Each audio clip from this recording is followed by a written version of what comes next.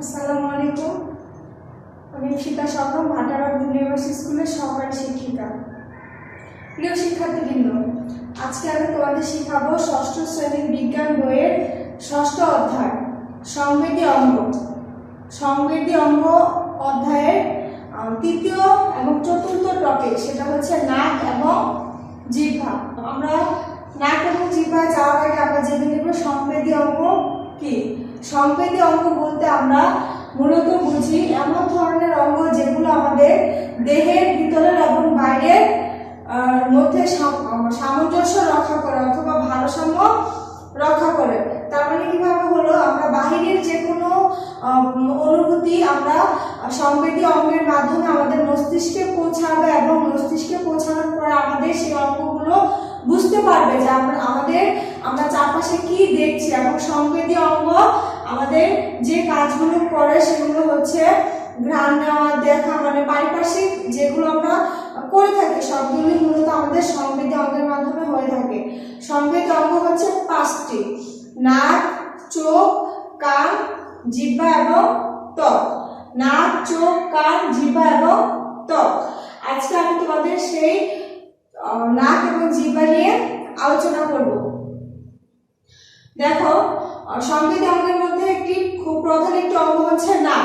নাক কিভাবে আমাদের সহায়তা করে, আমরা যখন রাস্তা দিয়ে হাঁটি বা মানে যেখানে থাকি আমরা কখনো ভালো গন্ধ পাই, কখনো খারাপ গন্ধ পাই। মূলত নাকের কাজ হচ্ছে আমাদের মানে ঘ্রাণ নেয় এবং যে মূল কাজটি করে থাকে সেটি হচ্ছে নিঃশ্বাস নেওয়া। নাকের মাধ্যমে কিন্তু আমরা নিঃশ্বাস নিই। নাকের মাধ্যমে নিঃশ্বাস নিতে না পারলে মানুষের বেঁচে থাকাটি খুব কষ্টকর হতো। তার মানে কি, নাক আমাদের মূলত দুটি কাজ করে, সেটি হচ্ছে নিঃশ্বাস নেয় এবং ঘ্রাণ নেয়। এছাড়াও পারিপার্শ্বিক কিছু কাজ রয়েছে, সেটা আমি পরে তোমাদের আলোচনা করে বুঝিয়ে দিব। এখন আমরা মূলত চলে আসি নাকের যে গঠন।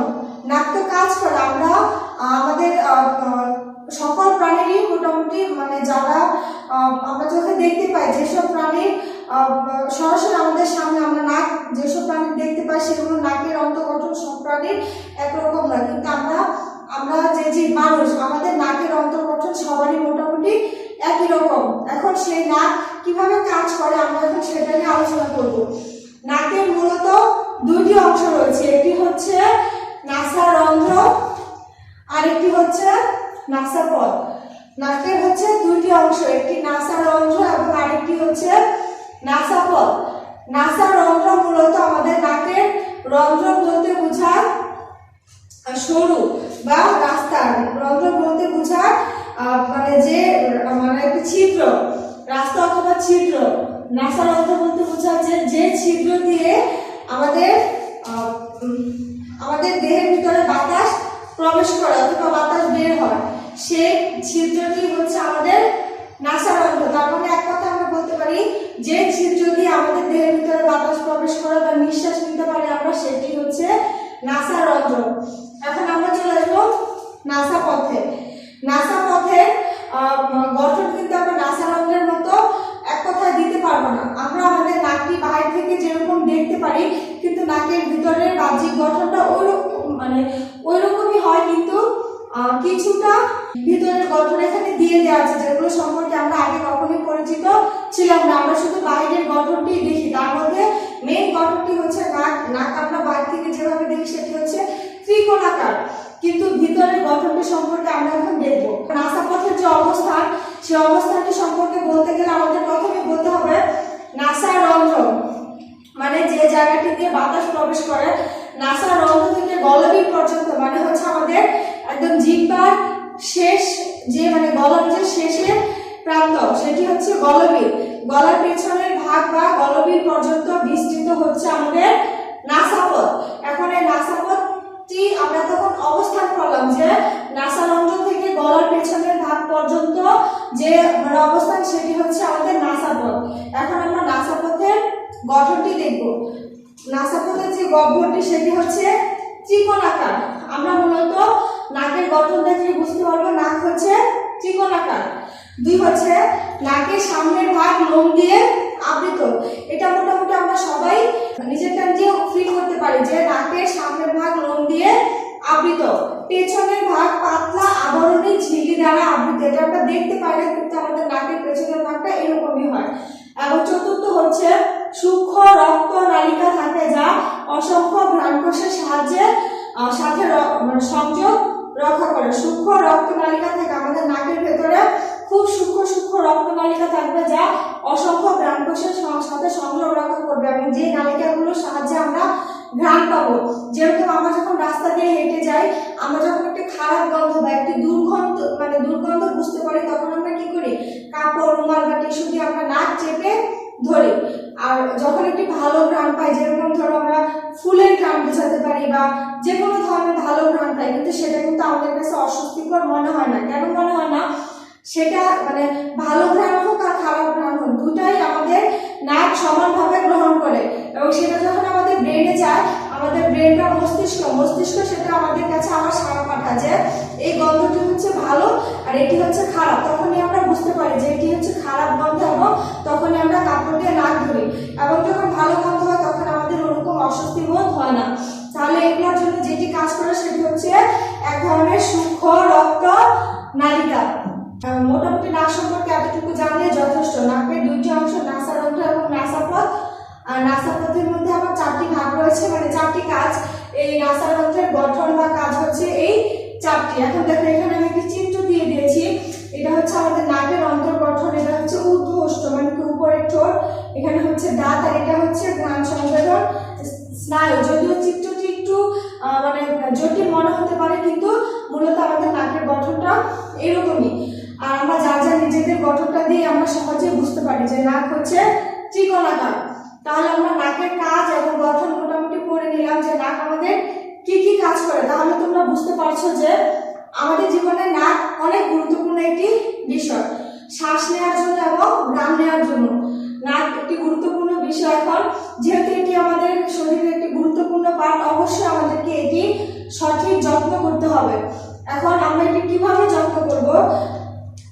যেহেতু আমরা নাক দিয়ে শ্বাস প্রশ্বাস চালাই, তখন কি হয়, নাকের মধ্যে শ্লেষ্মা বা ঝিল্লি একটি আবরণ থাকে। নাকের মধ্যে যেখানে দিয়ে আছে পাতলা আবরণী ঝিল্লি দ্বারা আবৃত, নাকের মধ্যে শ্লেষ্মা বা ঝিল্লির একটি আবরণ থাকে। যখন আমরা নিঃশ্বাস নিই, আমরা বাইরে বের হই, তখন সেই নিঃশ্বাসের সাথে আমাদের সেই ধুলাবালিগুলো আমাদের নাকের মধ্যে প্রবেশ করে, কিন্তু শ্লেষ্মা বা ঝিল্লিগুলো কি করে, সেই ধুলাবালিগুলো বা বালিকণাগুলো আটকে দেয়, যার ফলে সেটা আমাদের ফুসফুসের ভেতরে খুব সহজে প্রবেশ করতে পারে না।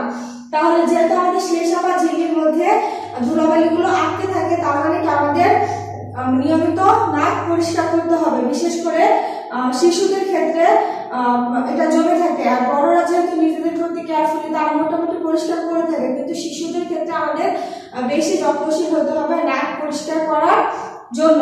তাহলে আমাদের নাক নিয়মিত পরিষ্কার করতে হবে, আর এভাবে আমরা সবসময় নাকের যত্ন নিতে পারি। মোটামুটি আমরা নাক সম্পর্কে আলোচনা শেষ করে দিলাম। আশা করি তোমরা বুঝতে পেরেছো। এখানে খুব তেমন কঠিন কোনো কথা লেখা নেই, যেরকম চোখ বা কানের ক্ষেত্রে একটু কঠিন ছিল, কিন্তু নাকটা খুবই সহজ এবং খুবই সংক্ষিপ্ত টপিকসে শেষ করা হয়েছে। আশা করি তোমরা এটা ভালো মতো বুঝতে পারবে। তারপর আমরা চলে আসি জিহ্বাতে। আমরা জানি সংবেদী অঙ্গের অন্য একটি গুরুত্বপূর্ণ পার্ট হচ্ছে আমাদের জিহ্বা, এবং যে জিহ্বার সাহায্যে আমরা আমাদের খাওয়ার জন্য জিহ্বা খুবই একটি ইম্পর্টেন্ট বিষয়। যেহেতু একটি সংবেদী অঙ্গ, তার মানে আমাদের দেহের একটি বিশেষ কাজ জিহ্বা করে থাকে, সেটি হচ্ছে খাবারের স্বাদ নেওয়া। এখন দেখো, এখানে আমি তোমাদেরকে জিহ্বার একটি চিত্র এঁকেছি। জিহ্বার এটি হচ্ছে অগ্র প্রান্ত, এটি হচ্ছে পশ্চাৎ প্রান্ত। অগ্র প্রান্তের একদম যে সামনে যে চৌকো জায়গাটা, সেখানে হচ্ছে নোনতা এবং মিষ্টি, আর উপরে দেওয়া আছে টক, নিচের অংশে টক এবং পেছনের অংশে তিতা। এখন আসো আমরা জিহ্বা সম্পর্কে কিছু আলোচনা করে নিই। নাক ছিল আমাদের ঘ্রাণ ইন্দ্রিয়, আর জিহ্বা হচ্ছে আমাদের স্বাদ ইন্দ্রিয়। দেখো, ন্যাচারালি আমরা যখন সামনে টক কিছু দেখতে পাই, মনে হয় তোমরা সবাই এটা ফিল করেছো বা বুঝতে পেরেছো যে তোমাদের সামনে তেঁতুল বা টক জাতীয় যখন কিছু রাখা হবে, কারোর কিছু বলতে হবে না বা তোমারও কিছু বলতে হবে না, অটোমেটিক তোমার জিহ্বায় পানি চলে আসবে, এবং এটি কেন হয়? এটি অবশ্যই আমাদের জিহ্বার কারণে হয়। জিহ্বার যে ইন্দ্রিয়, স্বাদ ইন্দ্রিয়, সেটি আমাদের এই কাজটা করতে সহায়তা করে। তার মানে জিহ্বার মাধ্যমে আমরা বিভিন্ন ধরনের স্বাদ পেয়ে থাকি। জিহ্বার যে সংজ্ঞা, সেটিকে আমরা এক কথায় বলতে পারি মুখ গহ্বর, মানে কি মুখের ভিতরের অবস্থিত লম্বা পেশিবহুল অংশ। তার মানে কি জিহ্বার মধ্যে কিন্তু কোনো হাড় থাকে না, সেটি হচ্ছে সম্পূর্ণ মাংস দিয়ে তৈরি একটি মাংসল অংশ। তাহলে আমরা জিহ্বার সংজ্ঞাটি এভাবে দিতে পারি, মুখ গহ্বরে অবস্থিত লম্বা পেশিবহুল অংশটি হচ্ছে জিহ্বা। এখন দেখো, আমি এখানে তোমাদের লিখে মার্ক করে দিয়েছি জিহ্বার কোন অংশে কোন কাজ করে। চিত্রটা মনে রাখলে তোমরা সহজেই এমসিকিউ আকারেও যদি আসে যে জিহ্বার কোন অংশটি তোমাদের টক স্বাদ দিতে সহায়তা করে, তখন তোমাদের এই চিত্রটা মাথায় থাকলে সহজেই তোমরা উত্তরগুলো দিতে পারবে। এখন দেখো, আমরা কোথায় কি স্বাদ অনুভব করি। আমাদের জিহ্বার যে অগ্রভাগ বা একদম সামনের প্রান্ত, সেটা দিয়ে আমরা নোনতা এবং মিষ্টি স্বাদ গ্রহণ করে থাকি। এবং যখন আমরা নোনতা কোনো কিছু মুখে দেই বা মিষ্টি কোনো কিছু মুখে দেই, তখন সেটা কিন্তু আমাদের জিহ্বার পেছনে বা সাইডে রাখলে কিন্তু আমরা সেটা স্বাদটা সহজে বুঝতে পারবো না। আমাদের সেটা জিহ্বার অগ্রভাগে রাখলে আমরা বুঝতে পারবো, এবং তখন সেটা আমাদের ব্রেনে গিয়ে সাড়া দেয় যে এই জিনিসটা হচ্ছে নোনতা বা মিষ্টি। তখন আমরা বুঝতে পারি যে না, এই জিনিসটা হচ্ছে মিষ্টি। আর জিহ্বার দুই পাশে হচ্ছে টক, জিহ্বার দুই পাশে হচ্ছে টক স্বাদ হয় এবং পেছনের ভাগটা তিতা। নরমালি আমরা যখন তিতা কোনো জিনিস খাবো, তখন দেখবা আমরা বলে থাকি যে আমাদের গলাটা তিতা হয়ে গিয়েছে বা জিহ্বাটা তিতা লাগছে, কিন্তু খেয়াল করে দেখো আমাদের সামনের ভাগ বা দুই পাশের ভাগে কিন্তু তিতার অনুভূতিটা হয় না, পেছনের ভাগে আমাদের তিতার অনুভূতিটা হয়। যখনই তিতা জিনিসটা আমাদের জিহ্বার পেছনের দিকে চলে যাবে, তখনই আমরা বুঝতে পারি যে খাবারটি হচ্ছে তিতা। তার মানে কোথায় কোন স্বাদ গেল সেটা আমরা বুঝতে পারলাম। এখন এগুলো জিহ্বার মধ্যভাগ, জিহ্বার মধ্যভাগে কিন্তু আমরা কোনো কিছুর অনুভূতি পাই না, টক, নোনতা বা তিতা কোনোটাই আমরা পাই না। কারণ কি, আমাদের জিহ্বার উপরে এক ধরনের স্বাদকোরক পদার্থ থাকে। জিহ্বার উপরে একটি আস্তরণ থাকে, যেটি হচ্ছে আমাদের স্বাদ দিতে সহায়তা করে। এখন এই আস্তরণগুলো এইগুলো নিতে সহায়তা করে, কিন্তু মাঝখানে সেই স্বাদকোরকটা থাকে না। এর জন্য আমরা জিহ্বার মাঝখান দিয়ে কোনো কিছুর অনুভূতি পাই না। এখন আমরা দেখে নিলাম যে জিহ্বার কোন অংশ কি কাজ করে, এটা আমাদের জন্য খুব ভেরি ইম্পর্টেন্ট একটা পার্ট। এখন আমরা চলে আসবো জিহ্বার কাজে। জিহ্বা আমাদের কি কি কাজ করে? জিহ্বা যে শুধু স্বাদ নিতে সহায়তা করে সেটা কিন্তু নয়, জিহ্বা আমাদের আরো কিছু কাজ করতে সহায়তা করে। এক নম্বরে তো আমরা বলে নিলাম জিহ্বা আমাদের স্বাদ গ্রহণ করতে সহায়তা করে। দুই নম্বরে হচ্ছে খাবার গিলতে সহায়তা করে। আমাদের যদি জিহ্বা না থাকতো, আমরা খুব সহজে খাবার খেয়ে সেটি গিলতে পারতাম না। জিহ্বার যে পেছনের অংশ, সেটা আমাদের খাবারকে ধাক্কা দিয়ে বা যে কোনো ভাবে হোক আমাদের গলার ভেতরে প্রবেশ করতে সহায়তা করে। তাহলে জিহ্বা আমাদের কি করে? গিলতে সাহায্য করে। তারপর হচ্ছে আমরা জিহ্বার সাহায্যে খাদ্যবস্তুকে নেড়ে চেড়ে দাঁতের গোড়ায় পৌঁছে দিই, এবং যার সাহায্যে দাঁত সেটাকে চিবিয়ে নরম করে বা মিহি করে আমাদের চিবানোটা সহজ হয়, এবং যার ফলে আমাদের খাদ্য হজম করতে সহায়তা হয়। তারপর হচ্ছে খাদ্যবস্তুকে লালার সাথে মিশ্রিত করতে সহায়তা করে। জিহ্বা আমাদের মুখের ভিতরে এক ধরনের লালা থাকে, যেটা আমরা জিহ্বার মাধ্যমে খাবারটাকে নাড়তে পারি, এবং সেটা লালার সাথে মিশ্রিত হয়, এবং তার জন্য আমরা খুব সহজে খাবারটা চিবাতে পারি বা হজম করতে পারি। শেষে হচ্ছে জিহ্বা আমাদের কথা বলতে সহায়তা করে। অবশ্যই এটি একটি ভেরি ইম্পর্টেন্ট বিষয়। দেখো, তোমরা খেয়াল করে দেখো, আমাদের প্রতিটা কথায় কিন্তু আমাদের জিহ্বা নাড়াতে হয়। আমরা জিহ্বা না নাড়িয়ে বা জিহ্বাকে স্থির রেখে কিন্তু একটা ওয়ার্ড উচ্চারণ করতে পারবো না।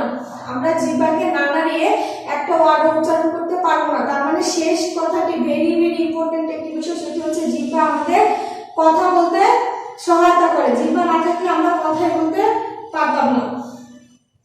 তাহলে জিহ্বার কাজগুলো আমি আরেকবার বলে নিই। জিহ্বা আমাদের স্বাদ গ্রহণ করতে সহায়তা করে, জিহ্বা আমাদের গিলতে সহায়তা করে, জিহ্বা আমাদের খাদ্যবস্তুকে নেড়ে চেড়ে দাঁতের গোড়ায় পৌঁছে দিতে সহায়তা করে, যার ফলে আমাদের খাদ্যবস্তুকে চিবাতে সহজ হয়।